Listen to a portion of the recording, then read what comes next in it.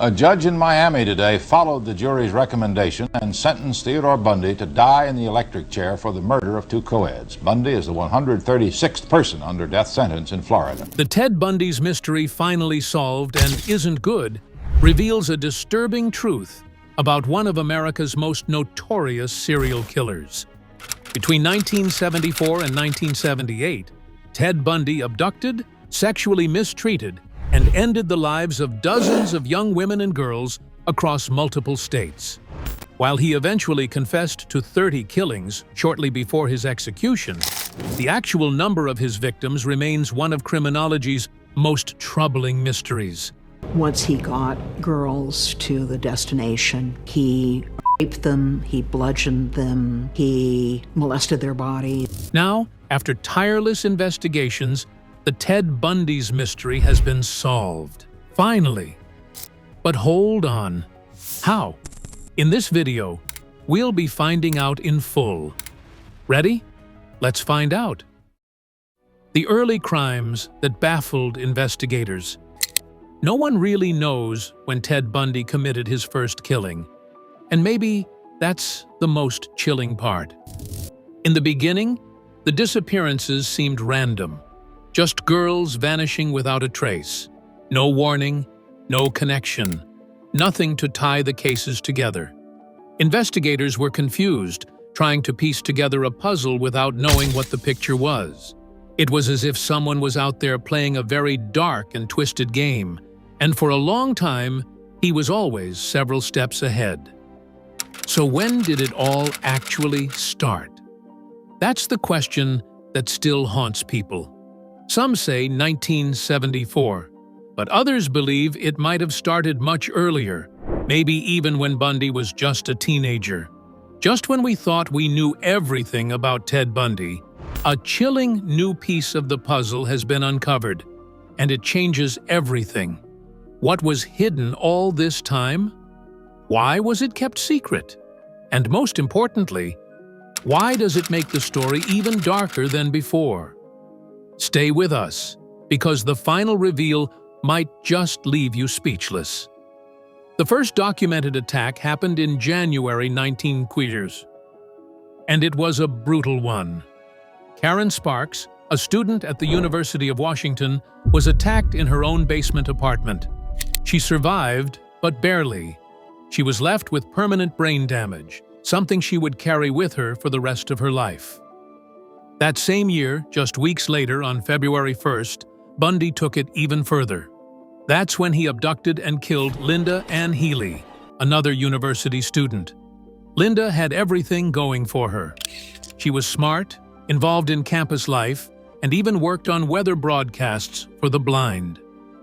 One day, she just vanished from her bedroom. Her body was found months later, buried in the woods. And from there, it only got worse. From early 1974 onward, young women started disappearing almost like clockwork, one after the other, month after month. And they all seemed to share a disturbing pattern. They were young, attractive, with long, dark hair parted down the middle. It was as though Bundy had a specific type, and once he found his pattern, he just couldn't stop. By the time summer rolled around, his confidence had grown terrifyingly bold. In July, he pulled off one of his most audacious moves. He abducted not one, but two women in broad daylight from Lake Sammamish State Park. Think about that for a second. Hundreds of people around, the sun shining, families enjoying the water, and he walked in, pretending to be injured, asking for help. And it worked. Witnesses later told police that a good-looking guy with an arm sling introduced himself as Ted and asked women for help loading a sailboat into his car. The car? A tan Volkswagen Beetle. That was the first time the police got anything solid: a name, a car, and a face. But even with those leads, catching Bundy wasn't easy. Why? Because this was the 1970s. There were no nationwide databases, no DNA tests, no instant communication between police departments across state lines. If someone committed a crime in Utah and then another in Washington, the chances of connecting those crimes were slim. Bundy knew this, and he used it to his full advantage. He once admitted that by the time 1974 came around, he had already figured out how to avoid leaving behind evidence. He knew how to blend in, how to appear charming and trustworthy, and most importantly, how to vanish after doing the unthinkable. The technology just wasn't there to catch someone like him. Experts later looked back and admitted that the justice system simply wasn't built to handle someone like Ted Bundy. Matt DeLisi, a criminologist who studied Bundy's case extensively, said the system at the time was completely unequipped. Police departments didn't share information well, if at all. There was no real central database, no national way to track someone moving from state to state. Bundy used that blind spot to keep himself invisible for years. Now, here's the terrifying part that people still wrestle with. How many people did he actually kill? Bundy confessed to ending the lives of 30 women between 1974 and 1978. Out of those 30, only 20 victims were ever officially identified. That's already horrifying, but the truth might be far darker. Robert Keppel, one of the lead investigators who worked closely with Bundy, believed the number could be somewhere between 50 and 75. Others think it might be even more. The Washington Post once reported that Bundy hinted his true number could be in the triple digits. Imagine that. Could it be over 100 lives lost to just one man's madness? And what's even more disturbing is the idea that Bundy might have started much earlier than we think. Matt DeLisi suggested that Bundy's first killing could have happened during his teenage years. That's a chilling thought, isn't it? That there may be unknown victims, forgotten cases, families that never got answers, because no one ever realized those early disappearances were connected to him. He was smart, manipulative, and knew exactly how to play the system. And even when he finally got caught, he still managed to manipulate everyone around him. Judges, journalists, even the public. In the end, Ted Bundy wasn't just a killer. He was a reflection of everything that was broken in the criminal justice system of that time. He was able to exploit every weakness, every gap, every slow-moving part of the system. And while some might say justice was eventually served, the full scale of what he did, the lives he took, the trauma he left behind, may never truly be known. Because the truth is, we may never have the full list. And maybe we never will. The turning point: confessions and contradictions. For the longest time, Ted Bundy stuck to his story like glue, adamantly denying every single killing, disappearance, and chilling accusation thrown his way. He smiled through courtrooms, charmed journalists, and maintained an eerie calm that made people wonder, could someone who looks and talks like that really be a monster? But the act didn't last forever. As his execution date loomed closer and the clock began to run out, the cracks started to show. That mask of innocence he'd worn for years, it slowly began to crumble, revealing the terrifying truth beneath. Bundy wasn't just a manipulator, he was a performer. A man who seemed to enjoy the game of playing innocent while everyone else scrambled for answers. For most of his time behind bars, he offered no outright confession. Instead, he played a clever role. He portrayed himself as a criminal consultant, pretending to help law enforcement understand other killers, never once admitting he was describing himself all along. FBI Special Agent Bill Hagmaier, who spent hours sitting across from Bundy during his time on death row, recalled how Bundy refused to admit to anything, not even a single victim. He would talk about killers in the third person, as though he were merely analyzing them from a distance. It was chilling. Bundy even collected newspaper clippings about ongoing killing investigations, especially those that Hagmaier was working on, and he'd offer expert insights, as if he were just a scholar of darkness, not its very embodiment. But as January 1989 approached, the month he was scheduled to die, something shifted. Bundy knew the clock was ticking, and, like a gambler desperate to delay the inevitable, he began to hint at his secrets. Why the sudden change? Was it guilt? A final attempt to unburden himself? Not quite. According to his post-conviction lawyer, Polly Nelson, Bundy wasn't looking for redemption. He was trying to buy time. She said, Ted always thought that his knowledge of these crimes was his ace in the hole. In other words, his confessions weren't confessions in the traditional sense. They were bargaining chips, pieces of a dark puzzle he only revealed when it served his interest. One of the most telling interviews happened just days before his execution, when Bundy sat down with Dennis Couch of the Salt Lake County Sheriff's Office. Couch later described Bundy as looking completely drained, mentally and physically. At times, he seemed almost ready to fall asleep. When asked about the killings in Utah, he gave vague, foggy responses. He even admitted, "My mind isn't as nimble as it used to be right now." Perhaps another attempt to play coy, or maybe, finally, a sliver of honesty. Either way, that interview revealed a man who no longer had the energy to maintain his perfect image. During that final stretch, Bundy told Washington state investigators that he had killed 8 women in Utah, but not everyone believed him. Investigators quickly threw out 3 of those claims, calling them inaccurate or misleading. In the end, authorities felt confident that Bundy had taken the lives of 5 women in Utah: Melissa Smith, Laura Ann Aim, Nancy Wilcox, Debbie Kent, and Susan Curtis. These young women had all vanished between October 1974 and June 1975. It was a time of fear, panic, and confusion, and now, finally, a bit of clarity was being offered. But even then, Bundy made sure that full closure remained out of reach. Why would he lie, even at the end? Why confess and then mix in misinformation? Ann Rule, who knew Bundy personally and wrote The Stranger Beside Me, believed that these late-game confessions were part of one last cruel trick. She suggested that Bundy was trying to send police on wild goose chases, leading them to worthless locations, watching them slop through the mud in vain, just for his own satisfaction. One moment stood out.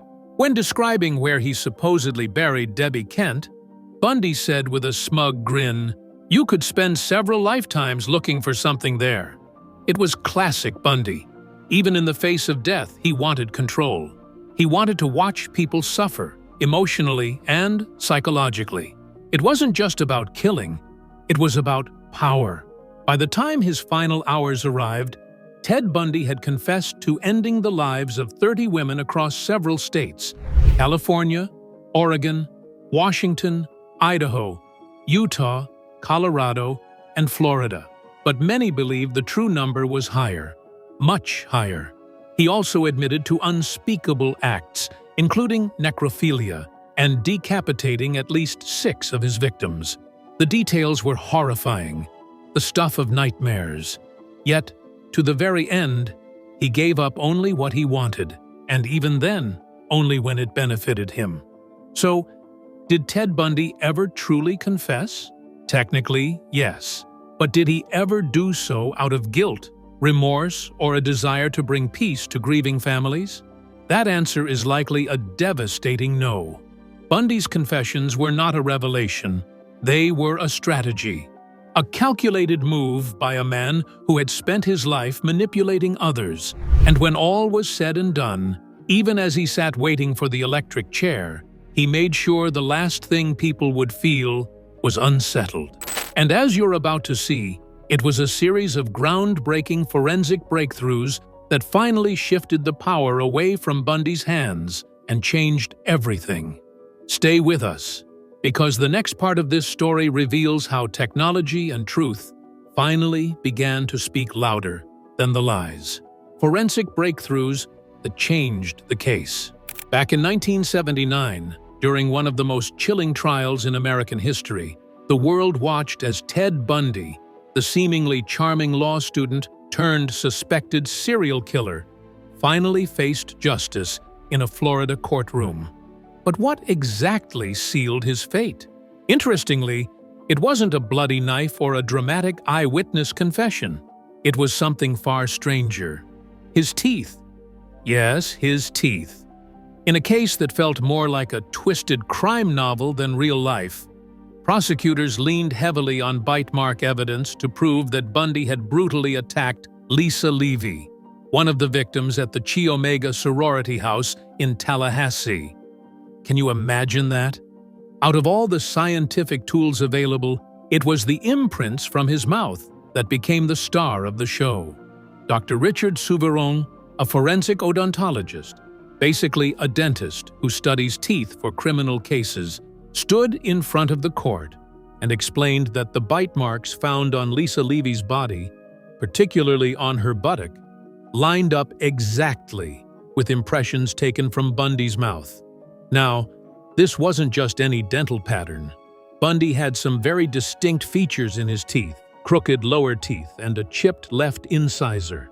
These unique traits supposedly matched the marks left on Lisa's skin like a twisted jigsaw puzzle snapping into place. It was this eerie alignment that the prosecution used as one of their key arguments to tie Bundy directly to the gruesome scene. But that wasn't the only physical clue. Hair samples found at another crime scene, the apartment of Cheryl Thomas, another of Bundy's intended victims, were also matched to Bundy. Though hair analysis back then wasn't as advanced or accurate as DNA testing today, it still added more weight to the mounting case against him. Piece by piece, the evidence painted a horrifying picture of a man who had managed to hide in plain sight for years, using charm and intelligence to mask unspeakable violence. What's even more fascinating, and somewhat troubling, is what this case did to the world of forensic science. The use of bite mark evidence in Bundy's trial was so impactful, so groundbreaking at the time, that some people later called it the functional equivalent of the moon landing for forensic odontology. It wasn't just a courtroom novelty. It became a full-blown revolution. After Bundy's trial, tooth mark comparisons skyrocketed in popularity. Courts and investigators across America began treating it with the same confidence as fingerprinting. But here's the kicker. Was that confidence really justified? In hindsight, modern science has cast serious doubt on bite mark evidence. It turns out that skin isn't exactly the best canvas for preserving accurate dental impressions. Human skin is elastic. It swells, it bruises, and it moves, making it a very unreliable surface for something as precise as dental identification. What looked like a perfect match in a courtroom under bright lights might not hold up under today's more rigorous scientific scrutiny. And that makes one wonder. If Bundy's teeth hadn't been so distinctive, or if the science had been more advanced, would the case have played out the same way? Still, at that time, none of these doubts were front and center. The bite mark on Lisa Levy's body became a haunting signature of Bundy's brutality, and the testimony of Dr. Souviron carried enormous weight with the jury. Bundy was convicted and eventually executed in 1989, closing one of the darkest chapters in criminal history. But the legacy of that trial goes beyond Bundy himself. It sparked decades of reliance on bite mark evidence, a forensic technique that's now largely discredited. So, in a way, the Bundy case is a stark reminder of how courtroom science can sometimes race ahead of actual science, fueled by the urgency of justice and the emotional pull of horrific crimes. Isn't it strange how something as small as a tooth mark can change the course of history? Why bite mark evidence is now controversial. Back in 1979, during one of the most chilling trials in American history, the world watched as Ted Bundy, the seemingly charming law student turned suspected serial killer, finally faced justice in a Florida courtroom. But what exactly sealed his fate? Interestingly, it wasn't a bloody knife or a dramatic eyewitness confession. It was something far stranger: his teeth. Yes, his teeth. In a case that felt more like a twisted crime novel than real life, prosecutors leaned heavily on bite mark evidence to prove that Bundy had brutally attacked Lisa Levy, one of the victims at the Chi Omega sorority house in Tallahassee. Can you imagine that? Out of all the scientific tools available, it was the imprints from his mouth that became the star of the show. Dr. Richard Souviron, a forensic odontologist, basically a dentist who studies teeth for criminal cases, stood in front of the court and explained that the bite marks found on Lisa Levy's body, particularly on her buttock, lined up exactly with impressions taken from Bundy's mouth. Now, this wasn't just any dental pattern. Bundy had some very distinct features in his teeth: crooked lower teeth and a chipped left incisor. These unique traits supposedly matched the marks left on Lisa's skin like a twisted jigsaw puzzle snapping into place. It was this eerie alignment that the prosecution used as one of their key arguments to tie Bundy directly to the gruesome scene. But that wasn't the only physical clue. Hair samples found at another crime scene, the apartment of Cheryl Thomas, another of Bundy's intended victims, were also matched to Bundy. Though hair analysis back then wasn't as advanced or accurate as DNA testing today, it still added more weight to the mounting case against him. Piece by piece, the evidence painted a horrifying picture of a man who had managed to hide in plain sight for years, using charm and intelligence to mask unspeakable violence. What's even more fascinating, and somewhat troubling, is what this case did to the world of forensic science. The use of bite mark evidence in Bundy's trial was so impactful, so groundbreaking at the time, that some people later called it the functional equivalent of the moon landing for forensic odontology. It wasn't just a courtroom novelty. It became a full-blown revolution. After Bundy's trial, tooth mark comparisons skyrocketed in popularity. Courts and investigators across America began treating it with the same confidence as fingerprinting. But here's the kicker. Was that confidence really justified? In hindsight, modern science has cast serious doubt on bite mark evidence. It turns out that skin isn't exactly the best canvas for preserving accurate dental impressions. Human skin is elastic. It swells, it bruises, and it moves, making it a very unreliable surface for something as precise as dental identification. What looked like a perfect match in a courtroom under bright lights might not hold up under today's more rigorous scientific scrutiny. And that makes one wonder, if Bundy's teeth hadn't been so distinctive, or if the science had been more advanced, would the case have played out the same way? Still, at that time, none of these doubts were front and center. The bite mark on Lisa Levy's body became a haunting signature of Bundy's brutality, and the testimony of Dr. Souviron carried enormous weight with the jury. Bundy was convicted and eventually executed in 1989, closing one of the darkest chapters in criminal history. But the legacy of that trial goes beyond Bundy himself. It sparked decades of reliance on bite mark evidence, a forensic technique that's now largely discredited. So, in a way, the Bundy case is a stark reminder of how courtroom science can sometimes race ahead of actual science, fueled by the urgency of justice and the emotional pull of horrific crimes. Isn't it strange how something as small as a tooth mark can change the course of history? And yet the question still lingers. Did the justice system solve a killing, or did it lean too heavily on what it wanted to be true? Was it truly justice, or just closure that felt good in the moment? Stick around, because up next, we unpack the final truth, what was really solved, and what might still be hiding beneath the surface. The final truth. What was really solved? Just 2 days before his execution, Ted Bundy, the man who had eluded justice for years with his charm and chilling double life, finally started talking.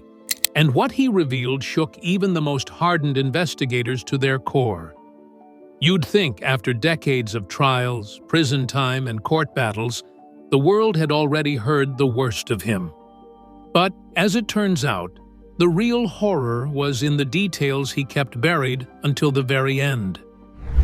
On January 22, 1989, with only 48 hours left to live, Bundy sat down with FBI Special Agent Bill Hagmaier, and for the first time in a long while, he dropped the act. He admitted to ending the lives of about 30 women across 7 states between 1973 and 1978. But was that really the full story? Even Bundy himself seemed to imply otherwise, making an eerie suggestion to add 2 digits to that number. Was that a hint at a body count closer to 100 or more? The confessions weren't just about numbers, they were about the sickening things he did before and after the life-ending act. Bundy wasn't simply a killer, he was a kidnapper and a necrophile. He talked about returning to the corpses long after the life had left them. In one of the most disturbing parts of his admissions, he described how he would wash his victims' hair, style it, and even apply makeup to their faces, almost as if he was trying to turn them into something they never agreed to be, even in death. Can you imagine the kind of mind that finds ritual and comfort in such grotesque routines? It wasn't just violence. It was control. It was obsession. It was something darker than most people can even comprehend. And even now, decades later, there are victims who haven't come home. 6 young women, Susan Curtis, Nancy Wilcox, Deborah Kent, Lynette Culver, Donna Manson, and Jorgan Hawkins were never found. Their families, all these years later, still don't have the closure they deserve. And just when we think the Bundy chapter is finally closed, something new surfaces. In 2024, Idaho investigators confirmed a confession Bundy had once made about ending the life of a teenage hitchhiker near Boise back in 1974. A case that had sat cold for almost 50 years. How many more stories like that are still hidden in old evidence boxes or forgotten police reports? Bundy knew how to manipulate, how to stall the justice system, and how to keep people dancing around the edges of the truth. Right before his death, he suddenly became more cooperative. Was it guilt? Was it desperation? Or was he just playing one final game, knowing everyone was hanging on his every word? No one knows for sure. But what's clear is that Ted Bundy didn't just kill people, he stole futures, ruined families, and left a trail of unanswered questions that may never be fully resolved. And in the end, even with all he finally confessed, he took many secrets with him to the grave. Why the final answers aren't satisfying. When it comes to Ted Bundy, you'd think that after all the documentaries, court footage, last-minute interviews, and even his own confessions, we'd finally have some kind of closure, right? But strangely, we don't. Not really. The answers we got, especially toward the end of his life, somehow felt more frustrating than satisfying. There's something deeply unsettling about hearing a man who brutally ended the lives of so many women calmly say he felt no guilt at all. According to Bundy himself, guilt was nothing more than an illusion, just a social control mechanism. Can you imagine that? To him, remorse was a trick society played on people to keep them in line. Something he thought he was above. That kind of thinking makes your skin crawl, doesn't it? Filmmaker Joe Berlinger, who spent time studying Bundy's final days and interviewed him for the record, pointed out something many others have also noticed. Bundy's so-called spiritual awakening and religious rhetoric in his final interviews didn't feel genuine. Berlinger believed Bundy wasn't having a real moment of clarity or spiritual reckoning. He was just using religion as a tool, another mask to wear, another manipulation. And honestly, Who could blame Berlinger for thinking that? After all, Bundy didn't confess to most of his crimes until the very end, and even then, it seemed like he only came clean because he thought it might delay his execution. It wasn't some deep wave of guilt that pushed him. It was strategy. Cold, calculated strategy. Isn't that a chilling thought? And then, when the so-called mystery of why he did it was finally revealed, it wasn't the kind of revelation anyone hoped for. It didn't bring peace. It just brought more horror. Bundy eventually admitted that, to him, killing was about possession. He said killing someone made him feel like he owned them. He claimed it gave him a sense of being God over his victims. That word, God, the way he used it, not in a spiritual sense, but in a twisted, dominating one, made it clear that Bundy wasn't driven by rage or even impulse. He was driven by control, by the need to dominate completely, to erase a person and then make their memory belong to him. What kind of mind thinks like that? Even in death, Bundy didn't let go of that darkness. His final request, that his ashes be scattered over the Cascade Mountains in Washington. Sounds poetic, right? Until you remember, that's the same area where the remains of many of his victims were found. It wasn't a peaceful goodbye. It was a final taunt. It was as if he wanted to merge his legacy with the place where he caused the most pain, to leave a part of himself in the soil that still held the echoes of his crimes. Some might call that symbolic. Others might call it cruel. But either way, it leaves a bitter taste. So, when people say, the mystery is solved, it feels wrong. Yes, Bundy finally admitted what he did. He explained his motives. He gave the world a glimpse into his terrifying mindset. But did it help? Did it give peace to the families? Or answers to a society that desperately wanted to understand how someone so outwardly normal could commit such evil? Not really. Because what he gave us wasn't understanding. It was just more horror dressed up as an explanation. And maybe that's why it all still feels so unfinished. Maybe that's why the answers, for all their finality, are still so deeply unsatisfying. With this, we have come to the end of this video. Thanks for watching. If you enjoyed this video, do well to like, comment, and subscribe for more content. To enjoy more thrilling stories, click now on the following video that pops up on your screen.